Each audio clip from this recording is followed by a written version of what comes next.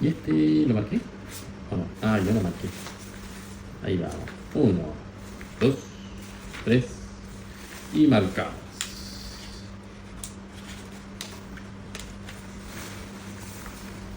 Bien. Sigamos. Entonces, la última parte que habíamos leído de este libro decía, era sencillo, uno vendía un producto y el otro era el comprador. Y cada uno tenía fijado el precio límite al que podía llegar. ¿Estás escuchando? Mi contraparte era un pelirrojo lánguido llamado Andy. Es un seudónimo, dice. Uno de esos tipos que llevan su superioridad intelectual exactamente igual que sus pantalones de vestir, con relajada confianza. Entramos en un aula vacía que daba a uno de los patios de estilo inglés del campus de Harvard y empezamos a poner en uso las herramientas con las que contábamos cada uno. Andy hacía una oferta y desarrollaba una explicación racional imposible de refutar que justificaba por qué aquella era una buena oferta, una trampa lógica, y yo le contestaba con alguna variación de la pregunta. ¿Cómo se supone que voy a hacerlo? Repetimos esta rutina unas cuantas veces hasta que llegamos a una cifra final. Cuando salimos del aula yo estaba contento, creía que, para ser el tonto de la clase, no lo había hecho del todo mal. Cuando volvimos a reunirnos todos en el aula, Sheila nos fue preguntando a qué acuerdo habíamos llegado, cada uno sobre el precio, e iba escribiendo el resultado en la pizarra. Finalmente me tocaba. Chris, ¿cómo te ha ido con Andy?, me preguntó. ¿Cuánto le has sacado? Nunca olvidaré la expresión de Sheila cuando le dije lo que Andy había aceptado pagar. Primero se le puso la cara roja, como si no pudiera respirar. Después soltó una especie de jadeo ahogado, como el llanto hambriento de un pajarillo recién nacido. Y finalmente se echó a reír. A Andy se le veía avergonzado. Le ha sacado literalmente cada penique que tenía, dijo. Y en sus instrucciones se indicaba que tenía que reservarse una cuarta parte para futuras empresas. Andy se hundió en la silla todo lo que pudo. Al día siguiente pasó lo mismo con otro compañero. En serio, me quedé con todo el presupuesto de aquel tipo. No tenía sentido. Tener suerte una vez era una cosa, pero esto era un patrón. Con lo que yo había aprendido por experiencia a la vieja usanza, estaba fulminando a estudiantes que conocían cada ultísimo truco que pudiera encontrarse en los libros. La cuestión era que precisamente las técnicas, a la última, que empleaban ellos, eran las que estaban anticuadas y más que vistas.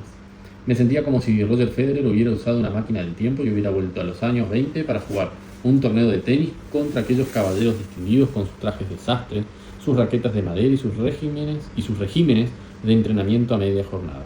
Allí estaba yo, con mi raqueta de aleación de titanio, mi entrenador personal y mis jugadas estratégicas de servicio y volea desarrolladas por ordenador. Los tipos contra los que jugaba eran igual de listos que yo, en realidad más, y básicamente estábamos jugando el mismo juego con las mismas reglas. Pero yo tenía algunas habilidades de las que ellos carecían. Tu estilo especial se está haciendo famoso, Chris, me dijo Sheila cuando anuncié mis resultados del segundo día. Se me abrió una sonrisa como la del gato de Cheshire. No lo conozco. Es divertido ganar. Chris, ¿por qué no nos cuentas a todos cuál es tu enfoque?, me pidió Sheila. Parece que a tus compañeros lo único que les has hecho es decirles no, y quedarte ahí mirándolos, y los has desmontado. ¿De verdad es así de fácil? Entendí lo que quería decir, aunque en realidad no les había dicho que no. Las preguntas reiterativas que les hacía sí sonaban un poco a eso. Parecían insinuar que la otra parte estaba siendo injusta y deshonesta. Y eso era suficiente para hacer que dudaran de sí mismo y flaquearan. Responder a mis preguntas calibradas exigían una gran fortaleza emocional y unos conocimientos psicológicos tácticos que no estaban en la caja de herramientas que se les había proporcionado. Voy a tomar mate, ¿quiere uno? Me tengo que venir acá adentro. Si no, si te llevo afuera se vuelve todo con el viento. Bien, sigamos. Me encogí de hombros. Solo les hago preguntas, contesté. Es un enfoque pasivo-agresivo. Me limito a hacer las mismas 3 o 4 preguntas abiertas una y otra vez. Acaban agotados de buscar respuestas y terminan por darme todo lo que quiero. Andy dio un respingo en su asiento como si le hubiera picado una avispa. Maldita sea, dijo. Así que eso era lo que estaba pasando. No tenía idea. Para cuando terminé mi curso de invierno en Harvard me había hecho amigo de algunos de mis compañeros, incluso de Andy. Si algo me enseñó mi corta estancia en Harvard es que desde el FBI teníamos mucho que enseñarles a los demás sobre el arte de la negociación. Allí me di cuenta de que sin una comprensión profunda de la psicología humana, sin aceptar que los seres humanos... ¿Qué pasó? Sin aceptar que los seres humanos... Uy, me hice perdón. Me perdí. Volvemos. Sin aceptar que los seres humanos somos animales irracionales, locos e impulsivos que se dejan llevar por las emociones, toda la inteligencia y toda la lógica matemática del mundo resultan de poca ayuda en la interacción tensa y mudable que supone la negociación entre dos personas. Sí, quizá el hombre sea el único animal que practica el regateo. Entre los monos no se da el intercambio de un trozo de plátano por unas nueces, pero independientemente de cuánto envolvamos nuestras negociaciones en teorías matemáticas, no dejamos de ser animales y actuamos y reaccionamos en primer lugar desde nuestros miedos, en su mayoría invisibles e innatos, nuestras necesidades y nuestras percepciones y deseos más profundos. Muy bien, volviste. Pero no es eso lo que enseñaban en Harvard. Sus técnicas y sus teorías tenían que ver sobre todo con el poder de lo intelectual y de la lógica, con acrónimos rimbombantes como Vagna y Zopa, con nociones racionales del valor y con una concepción moralista de lo que es justo y lo que no. Y por supuesto, todo el proceso de negociación se levantaba sobre este falso armazón de racionalidad. Contaban con un guión al que ceñirse, una secuencia predeterminada de acciones, ofertas y contraofertas diseñadas en un orden específico para alcanzar un resultado concreto. Es como si estuvieran tratando con un robot que, invariablemente, respondería X si uno hacía A, B y C en un ordenador prefijado. Pero en el mundo real la negociación es demasiado impredecible y compleja. Quizás tengamos que hacer A y luego D y luego Q. Si yo era capaz de dominar a los mejores estudiantes del país con una sola de las muchas técnicas de negociación sincronizadas con lo emocional que había desarrollado y empleado contra terroristas y secuestradores, ¿por qué no aplicarlas al mundo empresarial? ¿Qué diferencia había entre unos atracadores de bancos que tomaban rehenes y unos CEOs que emplean tácticas agresivas para conseguir rebajar el precio de una adquisición de $1.000 millones? Después de todo, los secuestradores no dejaban de ser hombres de negocios que intentan conseguir el mejor precio. Negociación al estilo de la vieja escuela. Ese es el siguiente título.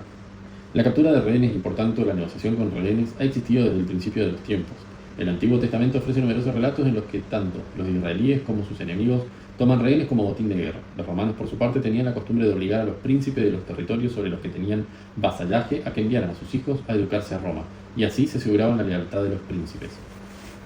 En Estados Unidos, hasta los tiempos de la administración Nixon, la negociación con rehenes se limitaba a enviar a las tropas a intentar liberar a los rehenes a tiro limpio. Para los cuerpos de seguridad, la estrategia consistía básicamente en hablar y hablar hasta que dábamos con una forma de sacarlos a punta de pistola. Fuerza bruta. Y entonces ocurrieron una serie de desastres que nos obligaron a cambiar el método. En 1971 murieron 39 rehenes cuando la policía intentó resolver mediante el uso de las armas una rebelión de presos en la cárcel de Ática, en el norte del estado de Nueva York. Poco después, durante las Olimpiadas de Múnich de 1972, 11 atletas y entrenadores israelíes fueron asesinados por sus captores palestinos después de un chapucero intento de rescate a cargo de la policía alemana.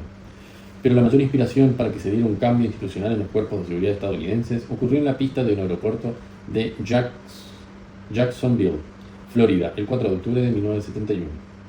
En aquel momento Estados Unidos estaba viviendo una epidemia de secuestros aéreos. En 1970 se habían producido 5 en un periodo de 3 días. En medio de aquella atmósfera... Pasá. Sí, subí. En medio de aquella atmósfera cargada, un hombre desquiciado llamado George Giff secuestró un vuelo charter que salía de Nashville, Tennessee, con intención de desviarlo a las Bahamas. Cuando acabó el incidente, Giff había asesinado a 2 rehenes, su ex mujer y el piloto, y finalmente se había suicidado. ¿Me aguantás? Ahora veo que tengo para comer. Lo que ocurrió en esta ocasión es que la culpa no recayó sobre el secuestrador, sino directamente sobre el FBI.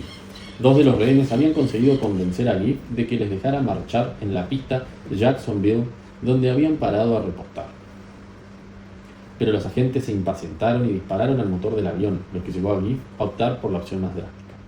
De hecho, la responsabilidad que se le atribuía al FBI era tan inexcusable que cuando la mujer del piloto y la hija de Giff interpusieron una demanda por homicidio imprudente alegando negligencia por parte del FBI, los jueces fallaron a su favor. ¿Está con una gana de entrar? El emblemático fallo del caso Downs contra Estados Unidos de 1975, el Tribunal de Apelaciones sentenció que había una alternativa más adecuada para proteger la seguridad de los rehenes, y dijo que el FBI había convertido lo que había sido un compás de espera exitoso, durante el cual 2 personas habían dejado el avión sanas y salvas en una competición de tiros que acabó con la muerte de 3 personas. El tribunal concluyó que antes de proceder a una intervención táctica deben hacerse intentos razonables por negociar. El caso Downs es el epítome de todo lo que no debe hacerse en una situación de crisis y fue la inspiración de las teorías, las técnicas y el entrenamiento actuales para las negociaciones con rehenes. Poco después de la tragedia de Griff, el departamento de la policía de la ciudad de Nueva York, NYPD, por sus siglas en inglés, se convirtió en la primera fuerza policial del país que organizó un equipo de especialistas para diseñar procesos y gestionar negociaciones en situaciones de emergencia. Después llegaron el FBI y otros más. Había empezado una nueva era de la negociación.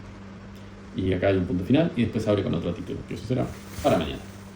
Ay, se fue. Se te vino ahí del todo, se aburrió. Bueno, mañana seguimos con la lectura, así que los espero.